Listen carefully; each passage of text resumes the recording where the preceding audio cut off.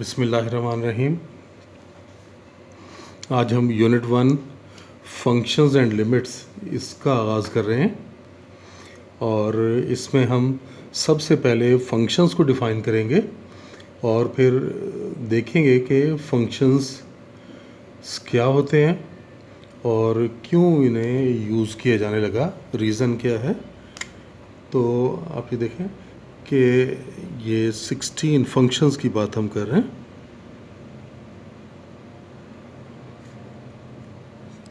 कि ये 1646 से 1716 के दरमियान एक जर्मन मैथमेटिशियन था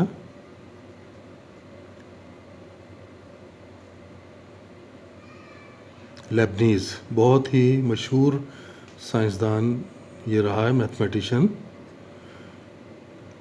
इसने कंसेप्ट दिया फंक्शंस का कि जब ये अपनी वर्क में क्वांटिटीज़ को जब वो डील करता था तो वहाँ पर उसने देखा कि बहुत ज़्यादा क्वांटिटीज़ एक दूसरे के ऊपर डिपेंड कर रही हैं। ये किस चीज़ से इसने ये अंदाज़ा लगाया? डिपेंडेंसी से।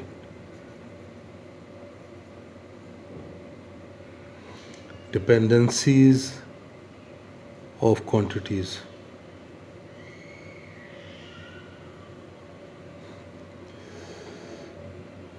One on another.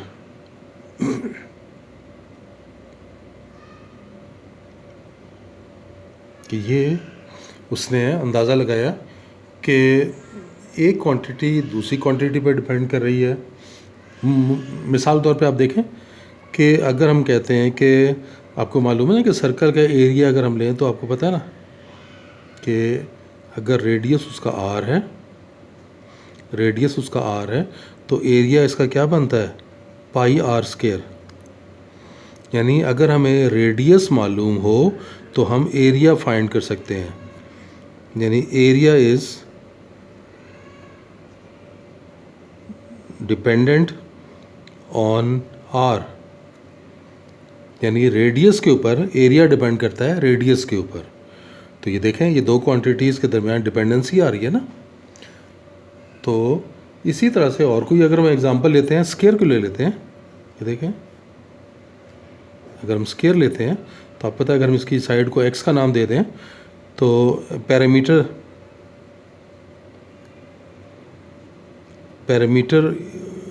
p अगर हम क्या नाम दें इसका, तो पैरामीटर स्क्वायर का कितना होता है? 4x होता है ना। x plus x plus x plus x 4x। यानी अगर हमें साइड मालूम हो तो हम उसका पैरामीटर फाइंड कर सकते हैं। यानी parameter is dependent on x। यानी p is dependent on x। x is the side. तो ये वजह थी कि जिसकी वजह से लेबनीज़ ने देखा कि फंक्शन को बनाया जाए, यानी फंक्शंस की फॉर्म में डिफ़ाइन किया जाए। अब है क्या चीज़ ये? अगर हम प्रॉपरली डिफ़ाइन करना चाहें तो किस तरह से मैथमेटिकल फॉर्म में फंक्शन को कैसे डिफ़ाइन कर सकते हैं कि अगर हम ये कहते हैं कि अब ये डेफिनेशन हम दे रहे हैं अब function f from the set x to the set y is a rule. It's a rule. अब ये कैसा रूल है? अब यहाँ पे देखें रूल कैसा है ये? that assigns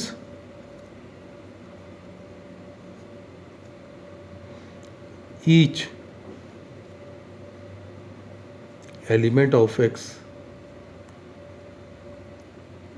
a unique element of y। अगर मैं इसे यहाँ पर आपको इस तरह से बताऊँ कि मिसाल तौर पे एक सेट ये है हमारे पास, ये देखें ये सेट x है यहाँ पे ये सेट y है और ये फंक्शन है जो क्या डिफाइन कर रहा है हमारी डेफिनेशन के मुताबिक। देखें क्या बन रहा है कि it's a rule that assigns each element of x, कि हम x का कोई भी एलिमेंट ले लें उसके लिए इस सेट y के अंदर एक यूनिक एलिमेंट होगा। यूनिक एलिमेंट से क्या मुराद होगा? There can not be more than one element of y for x, there must be a unique element, otherwise ये फंक्शन ही नहीं बनेगा। कि आपको x के हर एलिमेंट के लिए इस y सेट में एक यूनिक एलिमेंट अगर बन रहा है तो हम कहेंगे कि f is a function from the set x to the set y। यानी इसको हम ऐसे भी लिख सकते हैं, ये देखें, ये f, ये आपने की कोलन डाला, उसके बाद ये लिखा x, ये, और इस तरह से। और इसे फिर हम सिंबॉलिकली भी लिख सकते हैं कि सिंबॉलिकली जब लिखा गया है तो ये जो ऊपर तो हमने देख लिया कि एलर ने, ये जो लेबनीज ने डिफ़ाइन किया था, कंसेप्ट दिया फंक्शंस का, और सिंबॉलिकली ये जो फॉर्म बता रहा हूँ मैं, ये एलर ने, स्विस मैथमेटिशियन था,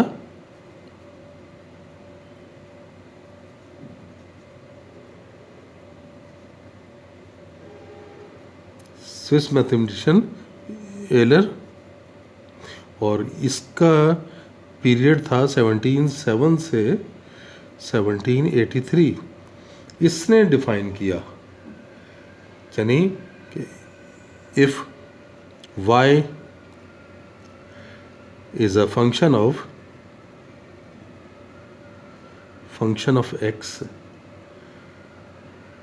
तो आप इसे क्या लिखेंगे कि y equals to f of x, कि y is a function of x, कि y is a function of x। तो ये नोटेशन ये एलर ने डिफ़ाइन किया, और फंक्शन को मैथमेटिकल फॉर्म में एक्सप्रेस करने के लिए फिर हम इसी को इस्तेमाल करते हैं। जहाँ पे भी आप देखेंगे, हम अपने पूरे बुक में, बल्कि आगे हम देखेंगे डिफरेंशिएशन, इंटीग्रेशन भी आएगी, सब कुछ आएगा, हम फंक्शन की यही टाइप हम ले रहे होंगे।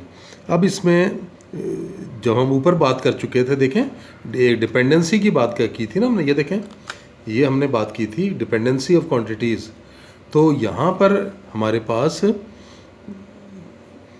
x जो है वो इंडिपेंडेंट है, क्योंकि x के ऊपर डिपेंड करता है y की वैल्यू। तो इसलिए हम यहाँ पे कहेंगे कि here x is the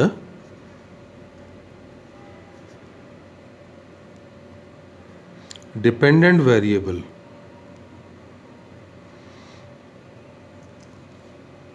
and y is, ये independent, sorry, x is the independent variable and y is the dependent variable।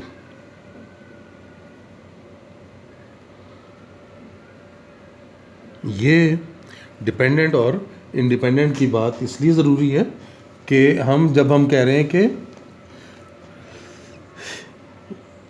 x की वैल्यू के थ्रू हम पहुंचते हैं इस y सेट के एलिमेंट के ऊपर, तो जाहिर है कि हम ये पाथ इस्तेमाल कर रहे हैं ना, हम इस x के थ्रू जा रहे हैं y पे। अगर ये x ही ना हो हमारे पास तो हम कैसे यहाँ पहुँचेंगे? यानी हम मोहताज हैं इस x के, कि ये हमारे पास होगा तो हम इसके ज़रिए y तक पहुँच सकते हैं। तो इसलिए x जो है वो इंडिपेंडेंट है और y डिपेंडेंट है, क्योंकि ये हम यहाँ तक नहीं पहुँच सकते, डिपेंड कर रहा है y किसके ऊपर? x के ऊपर। अब यहाँ पर देखें कि हम फंक्शंस की डिफरेंट टाइप्स के बारे में बात करते हैं, कि फंक्शन तो हमने यहाँ पे अब डिफ़ाइन कर लिया। अब उसकी टाइप्स को, कि फंक्शंस की टाइप्स क्या क्या हो सकती हैं, जो कॉमनली यूज टाइप्स हैं वो ये हम यहाँ पे यूज़ करेंगे।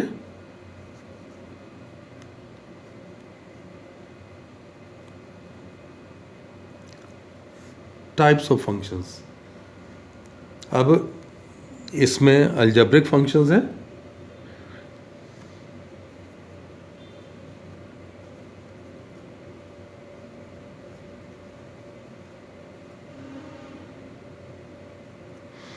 Algebraic functions. और अलजेब्रिक फंक्शंस में अगर आप देखें कि आपको ये तो मालूम है ना कि अलजेब्रिक कैसे बनता है, जब हम वेरिएबल्स को प्लस माइनस के साथ आपस में मिला लेते हैं तो जो एक्सप्रेशन आता है वो अलजेब्रिक एक्सप्रेशन कहलाता है। तो अलजेब्रिक एक्सप्रेशंस जो हैं उसी में से हम यहाँ पे इसकी डिफरेंट टाइप्स निकाल लेते हैं। इसमें क्या है, polynomial function,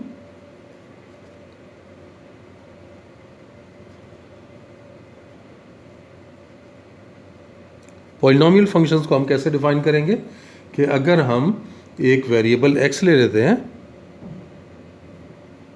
late x be variable such that p of x equals to an xn plus an minus 1 xn minus 1 plus so on a1x plus a not. यानी अगर किसी फंक्शन को हमने ऐसे लिखा हुआ है, यहाँ पे ये क्या चीज़ है, where an minus 1 up to a1 and a naught are coefficients,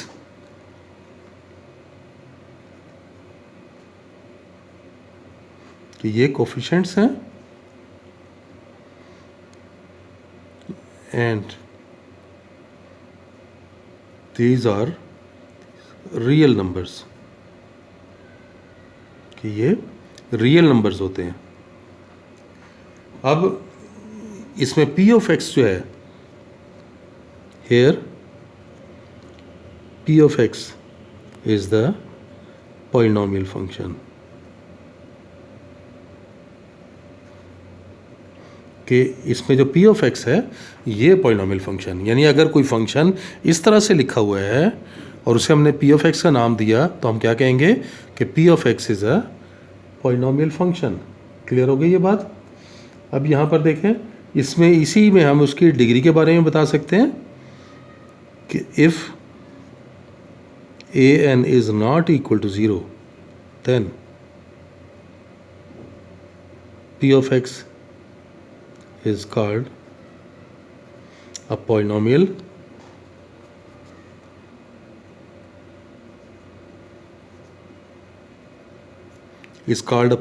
of degree n, कि ये उसकी डिग्री कहलाएगी। अब इसी में से आप लीनियर निकाल सकते हैं, क्वाड्रेटिक निकाल सकते हैं। यानी ऐसे हो सकता है ना, p of x देखें, अगर हम ax प्लस बी ले लेते हैं तो ये कैसी है, ये लीनियर पॉलिनोमियल है।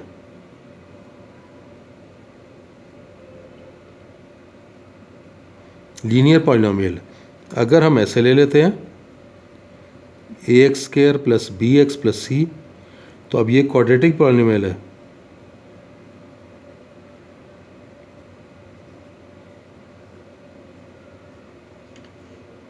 तो इसे हम कहेंगे कि ये क्वाड्रेटिक पॉलिनोमियल। तो डिफरेंट आप उसकी टाइप्स आप बता सकते हैं। तो ये तो हमने बता दिया कि पॉलिनोमियल क्या होती है और उसके आप मज़ीद टाइप्स बता सकते हैं। फिर इसी तरह से आइडेंटिटी फंक्शन हम डिफ़ाइन करते हैं।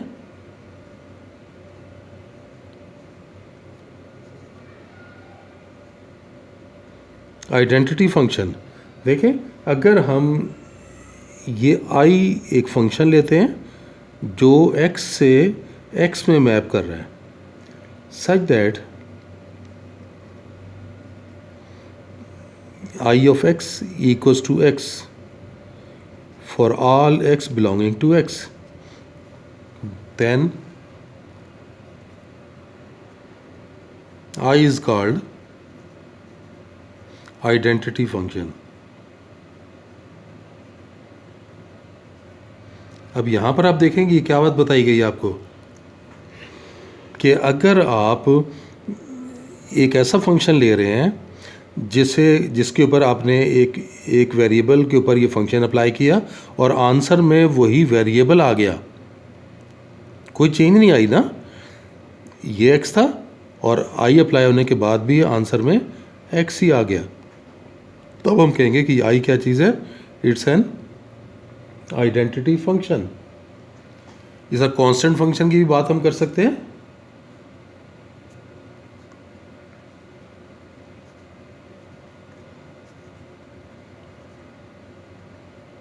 कांस्टेंट फंक्शन हम किस तरह डिफाइन करेंगे, अगर हम c कहते हैं, c is a function from x to y such that c of x equals to k for all x belonging to x and where k belongs to y। अब आप यहाँ देख लें कि x के जितनी मर्जी वैल्यूज़ ले ली जाएं, जब हम उसके ऊपर c अप्लाई करेंगे तो आंसर में k आएगा, हमेशा k ही आएगा। अगर हम यहाँ पे फ़र्ज़ के x की जगह 1 लेते हैं तो c ऑफ 1 k के बराबर, 2 लें तो c ऑफ 2 वो भी k के बराबर, 100 लें c अप्लाई करें तब भी k के बराबर। तो इसलिए इसे क्या नाम दे रहे हैं, इट्स अ कांस्टेंट फंक्शन। तो कांस्टेंट फंक्शन क्लियर हो गया ये, कि अगर आपके पास जवाब में हमेशा एक ही नंबर आता रहे तो फिर हम कहते हैं कि इट्स अ कांस्टेंट फंक्शन। फिर एक फंक्शन और डिफाइन करते हैं, rational function.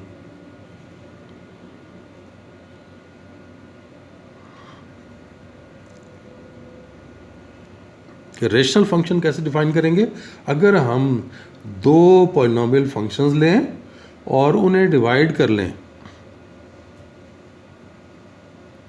Late p of x and q of x be two polynomials,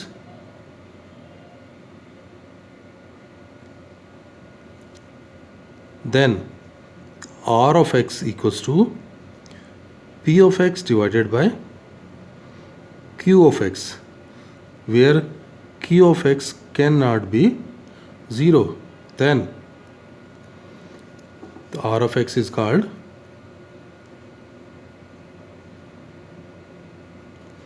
polynomial function, ये रेशनल फंक्शन। तो फिर हम इसे रेशनल फंक्शन का नाम देंगे, यानी दो पॉलिनोमियल अगर हम डिवाइड करके एक नया फंक्शन बना लें तो बनने वाला फंक्शन क्या कहलाएगा, रेशनल फंक्शन कहलाएगा। बस इस चीज़ का ख्याल रखना है कि डिनोमिनेटर को ज़ीरो नहीं होना चाहिए। ये बात आपको पता है कि डिनोमिनेटर ज़ीरो होगा तो अनडिफाइन हो जाएगा ना, उस चीज़ से बचने के लिए हमने कहा हुआ है कि डिनोमिनेटर में जो वैल्यू आ रही है वो ज़ीरो ना हो। तो इस तरह से आपके पास जो फंक्शन बनेगा वो पॉलिनोमियल फंक्शन होगा। चलें, आज के लेक्चर में इतना ही। अभी फंक्शंस की टाइप्स को मज़ीद कंटिन्यू करेंगे, नेक्स्ट लेक्चर में फिर मिलते हैं। अल्लाह हाफिज़।